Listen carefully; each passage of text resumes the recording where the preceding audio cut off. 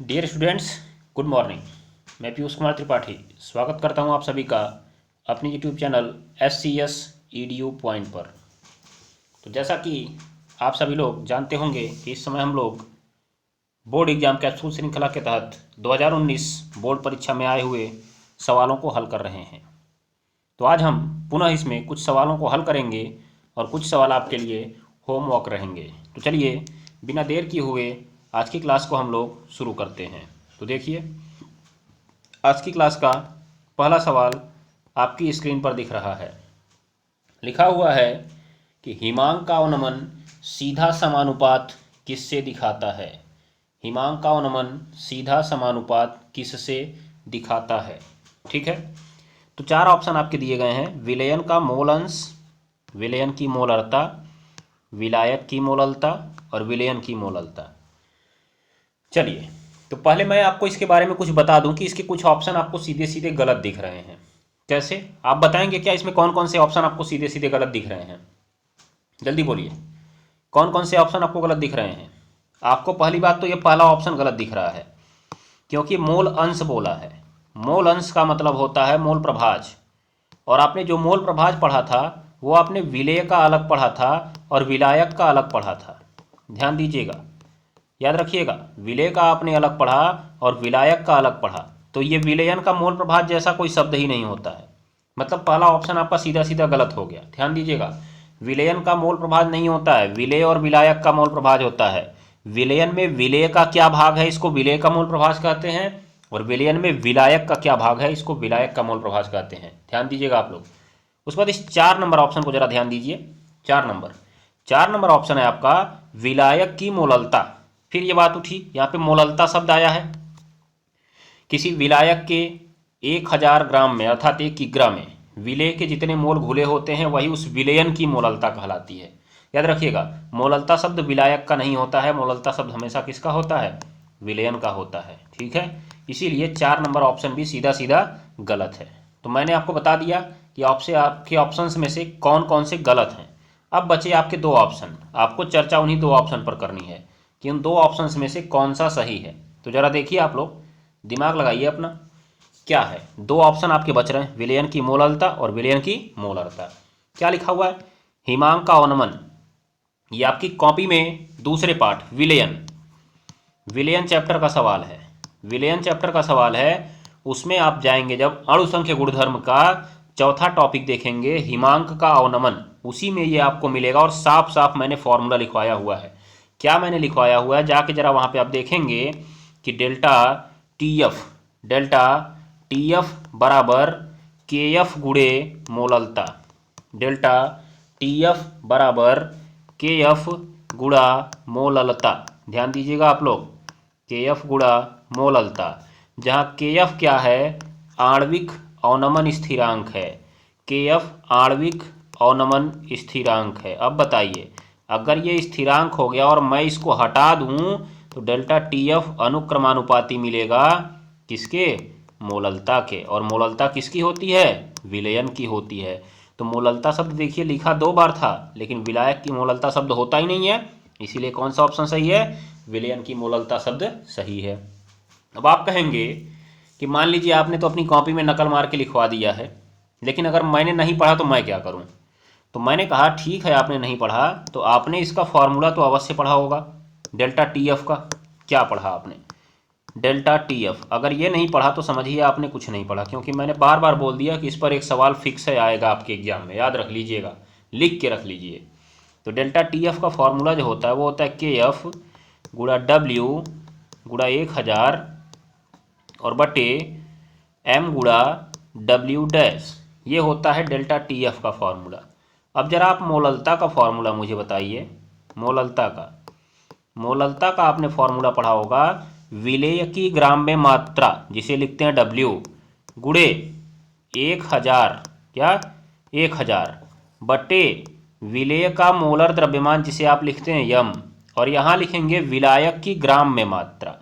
विलायक की ग्राम में मात्रा याद रख लीजिएगा। हम लोग जो मोललता का फॉर्मूला पढ़ते हैं, हम लोग यहाँ विलायक को केजी में पढ़ते हैं। किस में पढ़ते हैं?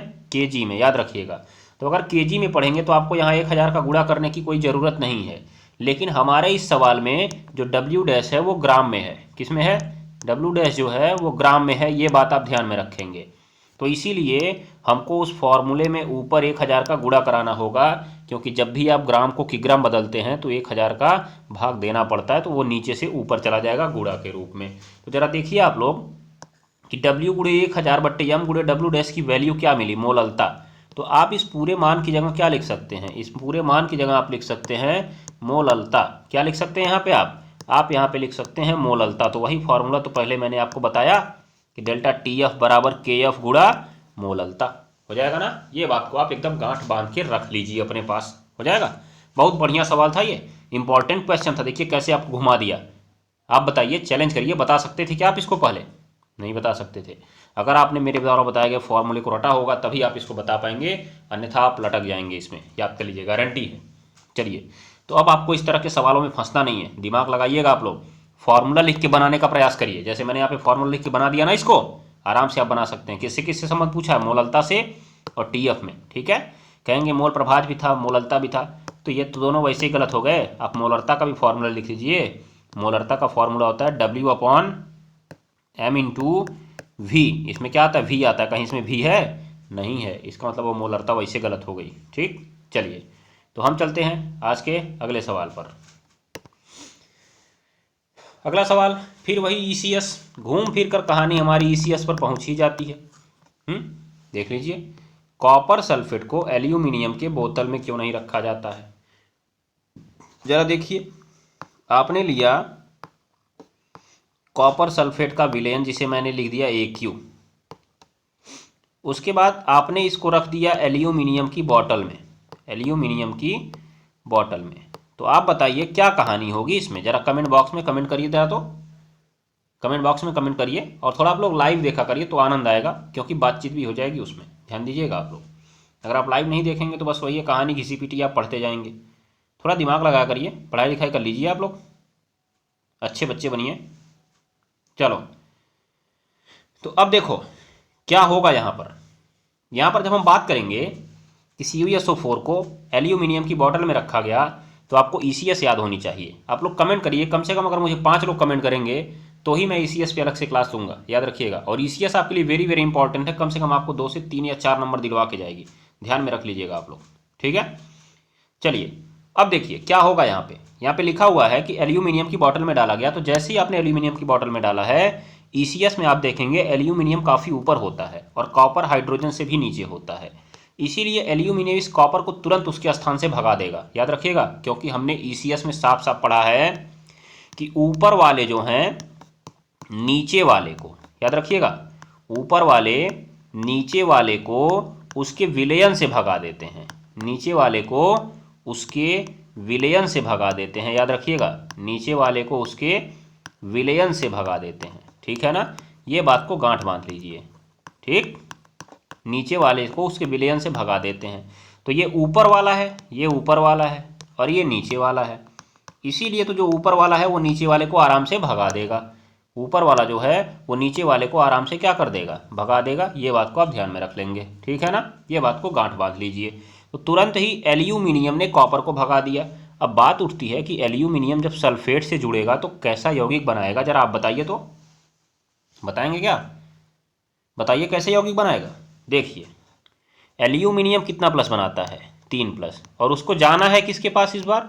सल्फेट के पास, जो कि 2 माइनस बनाता है। तो क्या बताइए आप, ये जो 2 माइनस है और ये 3 प्लस है, कटेगा क्या? नहीं। तो सल्फेट ने कहा तुम मेरा रख लो और मैं तुम्हारा रख लेता हूँ। तो एल्यूमिनियम के नीचे चला आया 2 और सल्फेट के नीचे चला आया कितना? 3। और कौन अलग छूट गया जी? कॉपर को मार पीट के भगा दिया गया, इसलिए कॉपर छूट गया अलग, हो जाएगा। तो ये आपका रिएक्शन हो गया। तो आप जरा यहाँ पे देखिए, आपको मिला एल्यूमिनियम सल्फेट, क्या हो गया? अब बताएगा, आपसे पूछा जाएगा कि एल्यूमिनियम की बॉटल में क्यों नहीं रखा जाता है, क्योंकि। तो पहली बात तो देखिए, कॉपर उपचयित हो जाता है। कॉपर, पहली बात तो यहाँ पे कॉपर नहीं था, क्यूप्रिक आयन था। क्या था? Cupric ion. और वैसे भी जरा हम लोग बात कर लेते हैं कि इसमें उपचयित अपचयित जैसी बात कैसे हुई। देखिएगा जरा आप लोग, कैसे बातचीत हुई इसमें उपचयित और अपचयित की। जरा मैं यहाँ से इन चीज़ों को हटाता हूँ, मैं यहाँ से इसको हटाता हूँ। और देखिए आप लोग यहाँ पे देखिए, जरा मैं आवेश लिखने का प्रयास करता हूँ, इसका आवेश ध्यान दीजिएगा आप। आवेश मैं लिखता हूँ, इसमें कॉपर का आवेश जो होगा +2 रहा होगा, +2। एल्यूमिनियम का 0, फिर यहाँ एल्यूमिनियम का हो गया +3 और कॉपर का हो गया 0। तो पहली बात तो कॉपर 2+ से हो गया 0, घटा कि बढ़ा ये बताइए आप, घटा ना, +2 से हो गया 0, क्या हो गया, घट गया। अगर ऑक्सीकरण संख्या घट जाती, मतलब ऊपर का आवेश घट जाता है, तो ये होता है अपचयन। क्या होता है, अपचयन। ध्यान दीजिएगा, क्या होता है ये, अपचयन होता है। उसके बाद दूसरा देखिए, एल्यूमिनियम यहाँ 0 है, 0 से हो रहा है +3, 0 से हो रहा है +3, तो +3 का मतलब होता है बढ़ गया, और बढ़ गया तो मतलब क्या हो गया, ऑक्सीकरण। ऐसे ही आप दिमाग में बैठा लीजिए, बहुत आसान होता है। उसके ऊपर का आवेश लिखिए, अगर आवेश बढ़ा, ध्यान दीजिएगा, अगर आवेश बढ़ गया तो होगा ऑक्सीकरण, और अगर आवेश घट गया तो होगा अपचयन, जैसा कि आपका यहाँ से यहाँ पर हुआ है, ठीक है। और यहाँ से यहाँ पर आपका ऑक्सीकरण हो गया है, क्योंकि बढ़ रहा था। तो देखिए आपको कौन सा ऑप्शन सही मिला, एल्यूमिनियम अपचयित होता, अपचयित हुआ क्या, बताइए। एल्यूमिनियम क्या हुआ है, ऑक्सीकृत हुआ है। एल्यूमिनियम क्या हुआ है, ऑक्सीकृत हुआ है, इसका मतलब ये ऑप्शन गलत है। कॉपर उपचयित, उपचयित का मतलब होता है ऑक्सीकरण, उपचयन का मतलब ऑक्सीकरण होता है, याद रख लीजिएगा। तो क्या ऑक्सीकरण हुआ उसका, नहीं, कॉपर का तो अपचयन हो गया। यहाँ देखिए ये ऑप्शन सही हो रहा है आपका, Cu2+ अपचयित हो रहा है। देखिए Cu2+ जो है अपचयित हो रहा है, तो ये वाला ऑप्शन आपका सही है, ये वाला। लास्ट ऑप्शन आपका है CuSO4, लास्ट ऑप्शन आपका है CuSO4, क्या हो रहा है, विघटित हो रहा है। ये भी आपका सही हो सकता है, ये भी आपका सही हो सकता है, क्योंकि आप देखिए पहले आपके पास था CuSO4, लेकिन ये टूट कर Al2SO4 में बदल जा रहा है। लेकिन ये हमारा पूरी तरह से ठीक नहीं होगा। विघटन का मतलब होता है कि ये यौगिक टूट कर किसी दूसरे यौगिक में बदलता है, लेकिन ये तो उसने आयन बनाया था ना, याद रख लीजिएगा। विलयन में तो पहले से ही उसके आयन रहते हैं, ठीक। तो इसीलिए थोड़ा सा यहाँ पे हम लोग उल्टा सिस्टम देखेंगे कि जो अपचयन वाला ऑप्शन है इसको ज़्यादा सही मानेंगे। अगर ये वाला ऑप्शन नहीं होता हमारे पास, तब हम इस ऑप्शन को श्योरली सही मार सकते थे, ठीक है ना। तो मैंने आपको बता दिया कि इसका ऑप्शन क्यों नहीं सही होगा। विघटन का मतलब टूटना होता है, अरे टूटा नहीं, इसका आयन बना हुआ है, तो टूटा तो है ना एक प्रकार से, लेकिन फिर भी हम जब बात करते हैं विघटन में, तो कोई पदार्थ टूट कर नया यौगिक बनाता है, लेकिन यहाँ पर बस आयन एक्सचेंज हुआ है, इसीलिए हमारा दूसरा ऑप्शन ज़्यादा सही पड़ेगा, ठीक है ना। Cu2+ क्या हो रहा है, अपचयित हो रहा है, क्या हो रहा है, अपचयित हो रहा है, हो जाएगा। चलिए अब हम लोग चलते हैं आज के अगले सवाल पर। अगला सवाल आपकी स्क्रीन पर देखिए, इंपॉर्टेंट सवाल है, बढ़िया सवाल है। अभी जो मैंने आपको पहले सवाल में फॉर्मूला बताया, उसी सवाल पर यह है, उसी फॉर्मूले पर यह सवाल है। देखिएगा, 7.5 ग्राम पदार्थ को 75 ग्राम जल में घोला जा रहा है। 1.2 डिग्री सेल्सियस की कमी हुई है। अणुभार ज्ञात कीजिए। किसका, इस पदार्थ का अणुभार ज्ञात कीजिए। तो सबसे पहले जो आपका पदार्थ है, ये जो पदार्थ है इसको घोला जा रहा है, इसका मतलब ये विलेय है। देखिए पहली बात कैसे मालूम चला कौन विलेय है कौन विलायक, सवाल पढ़िए। लिखा है जल में घोलने पर, किसको, पदार्थ को। तो पदार्थ को जो घोला गया है ना वही विलेय है। तो पदार्थ जो W है, W इसका दिया गया है आपको 7.5 ग्राम। कितना ग्राम दिया जी, 7.5 ग्राम, ठीक है। उसके बाद देखिए हम बात करें यहाँ पे कि यहाँ पे आपका लिखा है 75 ग्राम जल में घोला जा रहा है।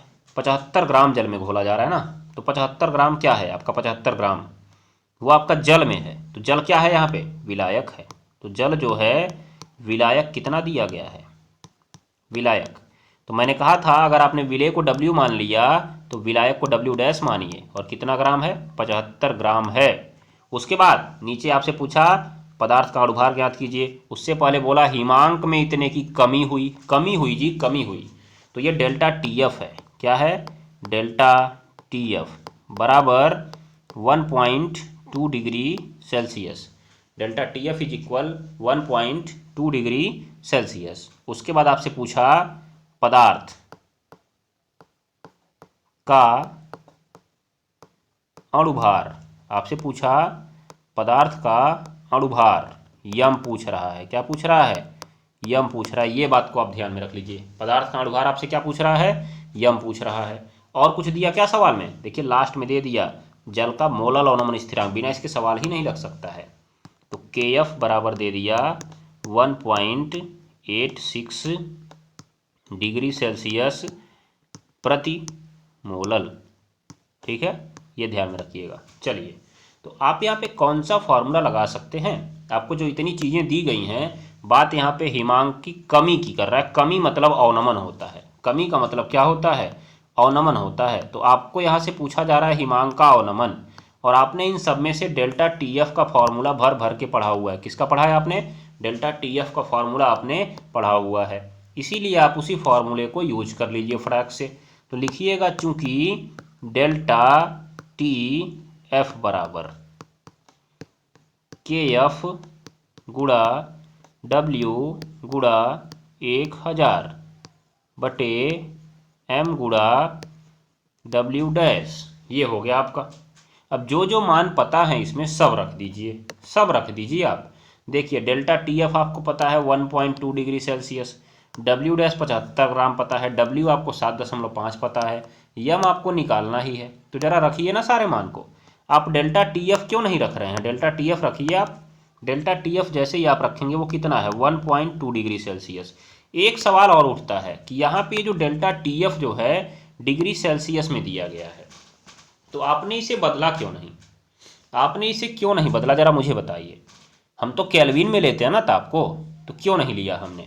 तो मैं आपको एक बात बताता हूँ, आप देखिएगा। मैं आपको एक बात बताता हूँ। मैं आपको बात क्या बता रहा हूँ, आप जरा एक बार यहाँ पे समझ लीजिए, फिर मैं आगे बढ़ता हूँ।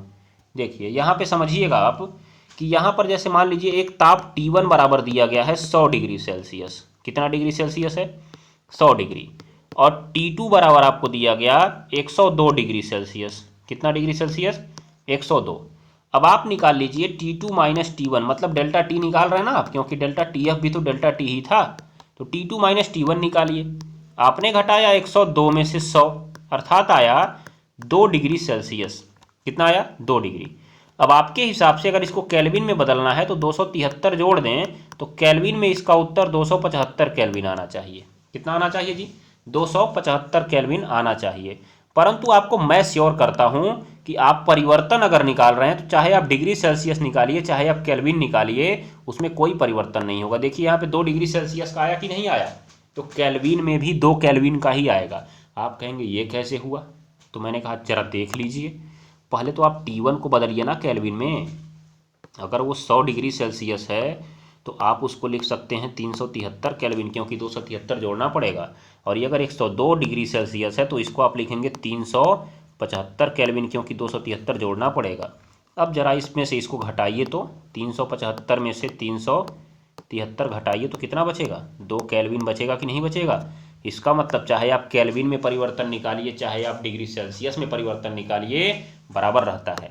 इसीलिए गांठ बांध लीजिए, कहीं कॉपी में आप अपने लिख लीजिएगा कि अगर कहीं परिवर्तन दिया है तो उसे बदलने की ज़रूरत नहीं है। ये बात को ध्यान में रखिए, जैसा दिया है आप वैसा यूज कर लीजिए। सेल्सियस में दिया है सेल्सियस में यूज करिए, केल्विन में दिया है केल्विन में यूज करिए, आंसर में आपके कोई गलती नहीं होगी। ठीक है, चलिए तो मान रखते हैं हम लोग के एफ की वैल्यू आपको यहाँ पे दिख रही है 1.86 इंटू डब्ल्यू। क्या था आपका? डब्ल्यू आपका डब्ल्यू था, कितना था?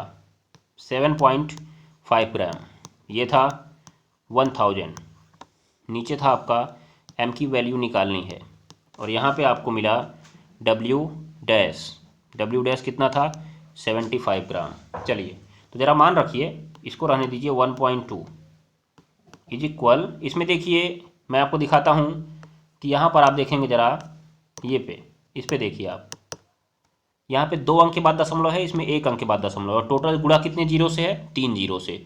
तो 3 अंक के बाद दशमलव है, 3 अंक के बाद हमको गुणा भी कराना था, तो 3 जीरो से गुणा भी है। इसका मतलब दोनों का दशमलव हो जाएगा ख़त्म। अगर दोनों का दशमलव आपने ख़त्म कर दिया तो आपके पास बचेगा 186। दशमलव ख़त्म कर दिया मैंने, 186 रहेगा ये, 186 गुणा 75, और 1000 का गुणा समझिए इसमें हो गया, और बटे एम गुणा 75। तो ये देखिए आपका 75 से 75 कट गया, आपका बचा क्या? देखिए 1.2 बराबर 186। एक मिनट में दशमलव हटाता हूँ पहले।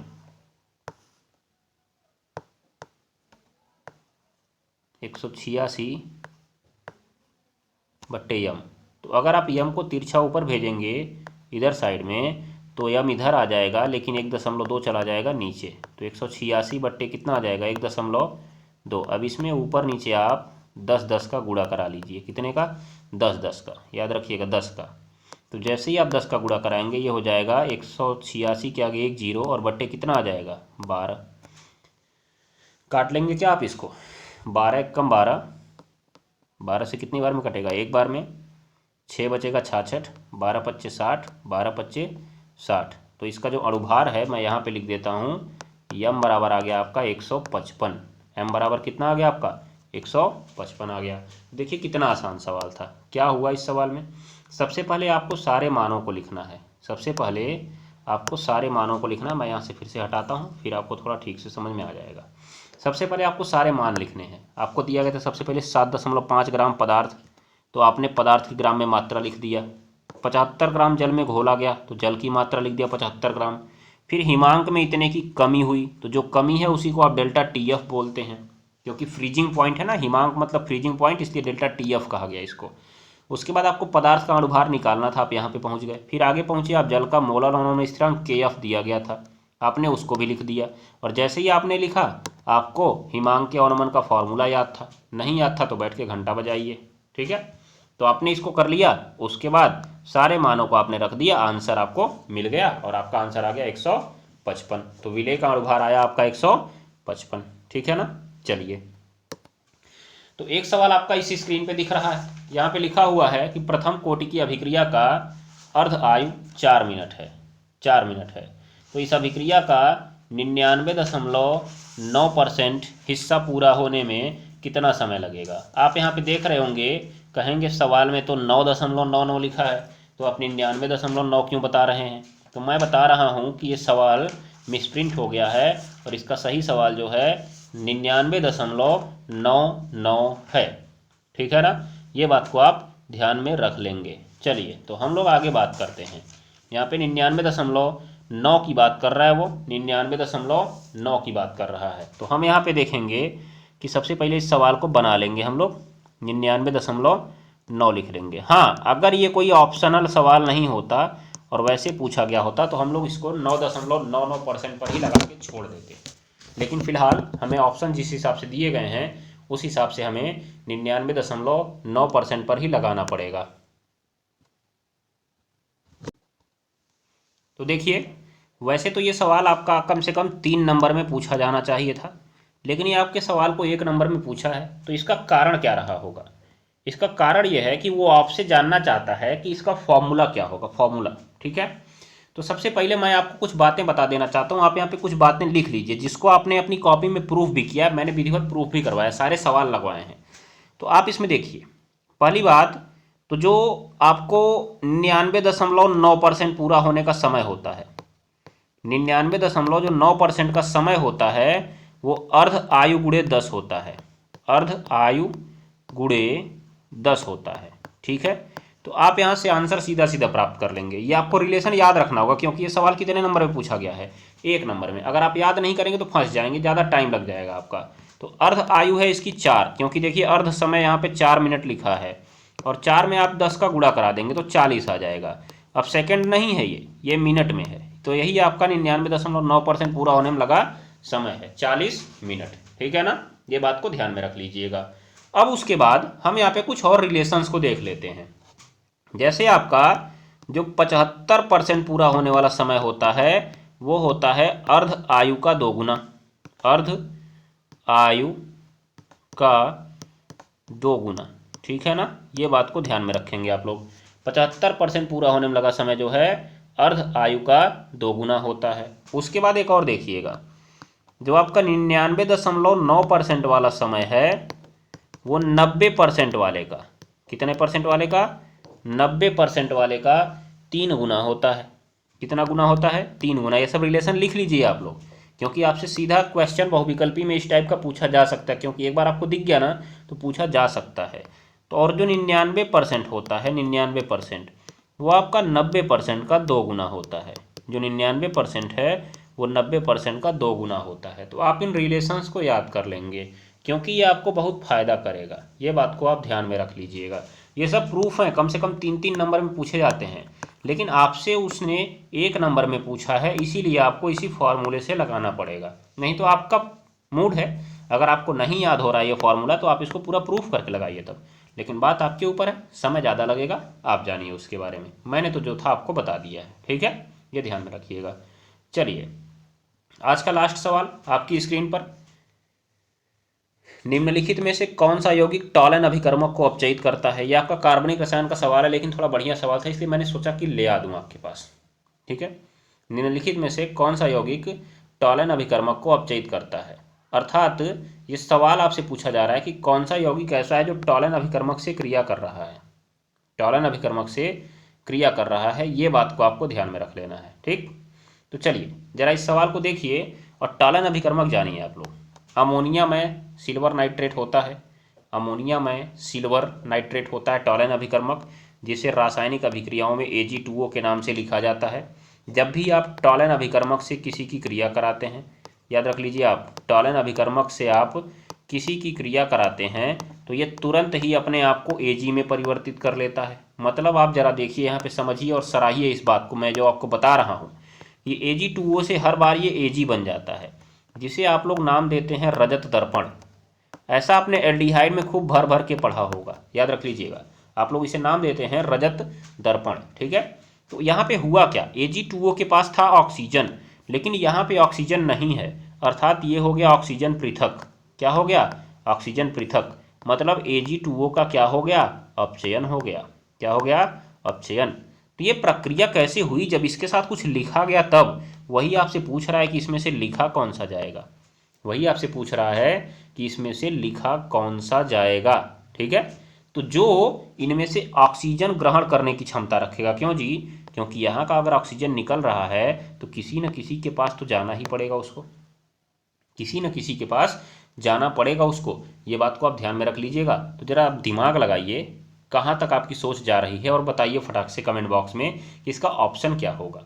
यहाँ तो मैंने आपको बता दिया, ऑक्सीजन पृथक हो रहा है मतलब अपचयन हो रहा है। अगर इसका ऑक्सीजन पृथक हुआ है तो वही ऑक्सीजन इसमें से किसी के पास आएगा, इन चारों में से जिसके पास जाएगा वही आपका ऑप्शन सही होगा। यहाँ पे देखिए अपचयित करना पूछा है कि नहीं पूछा है, तो टॉलन अभिकर्मक याद कर लीजिए हमेशा अपचयित ही होता है। टॉलन अभिकर्मक हमेशा अपचयित ही होता है, वो भी किस में अपचयित होता है? रजत दर्पण में, याद रख लीजिएगा। चलिए तो जरा बताइए फटाक से, तो क्या होगा इसका आंसर? देख लीजिए, इस सवाल के आपके जितने भी यौगिक हैं आपके सिलेबस में है नहीं, बस आपको इसका ऑप्शन जान लेना है। तो यहाँ पर ऑप्शन जो होता है वो नाइट्रो बेंजीन का होता है C6H5NO2, ठीक है ना। ये ऑप्शन आप ध्यान में रख लीजिएगा। वैसे आपके सिलेबस का है नहीं, भूला बिछड़ा सवाल है, ये बात को ध्यान में रखिएगा। कभी किसी दिन आपके सिलेबस से इसका लिंक मिला तो मैं आपको ज़रूर विस्तारपूर्वक बताऊँगा, ठीक है ना। ये बात को ध्यान में रखिए। और आज के लिए आपका होमवर्क रहा ये 5 रिएक्शन है जो कि आपने पढ़े हुए हैं। फॉर्मल्डिहाइड की फेलिंग विलयन से क्रिया कराते हैं, एसीटोन की सांद्र H2SO4 से क्रिया कराते हैं, फॉर्मल्डिहाइड की क्रिया मेथिल मैग्नीशियम ब्रोमाइड से कराते हैं। ये आपका इंपॉर्टेंट है, जाएंगे आपको एल्कोहल वाले सेक्शन में मिल जाएगा। ये एसिटिक अम्ल की PCl5 से क्रिया कराते हैं, ये तो आपको पैटर्न पे बताया गया है, पैटर्न आपको याद होना चाहिए जो हमने लिखवाया है, एकदम आसान रिएक्शन था ये। बेंजल्डिहाइड की सांद्र NaOH से क्रिया कराते हैं, ये भी आपका रिएक्शन इंपॉर्टेंट बोल के लिखवाया गया। मैं आपको नाम नहीं बताऊंगा, आपको खोजना होगा इस रिएक्शन को, ठीक है ना। ये बात को आप ध्यान में रख लीजिए। चलिए तो आज के लिए बस इतना ही, मिलते हैं कल की क्लास में। Tata bye bye, good night. पढ़ते रहिए, पढ़ाते रहिए और थोड़ा मन लगाकर पढ़ाई करिए, बदमाशी मत किया करिए, ठीक है ना। चलिए आज के लिए बस इतना ही, मिलते हैं कल की क्लास में।